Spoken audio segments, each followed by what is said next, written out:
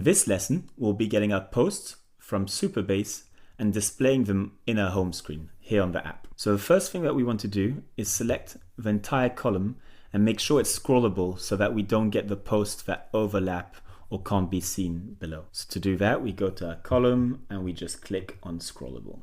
Perfect. Now that's done. The next thing that we need to do is click on a list view down here, and we need to add a query. So you might be here, so we just click on backend query, add a query, and we select the Supabase query.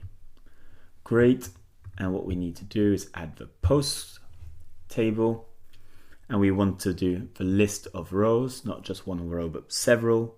But we do want one filter. We don't want to show all the posts on the app. We want to show all the posts on the app that are linked to this user. So we need to add the filter, and the filter should be that the user ID is always equal to the authenticated user's ID. Confirm. And now we can see it's showing us a template of how it would look like.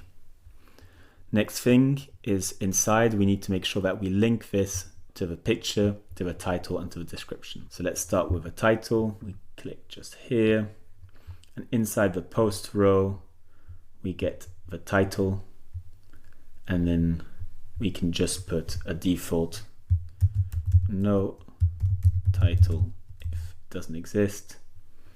And then we can just put New York as a default for the UI builder, right? So this is just for us to be able to see from here.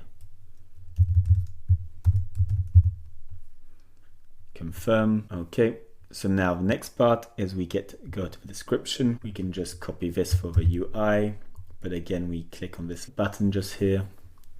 Then we go back to our post row and we get the description. In the default, let's just put a space because we don't want to put anything else. And the UI will just copy the same thing. Confirm.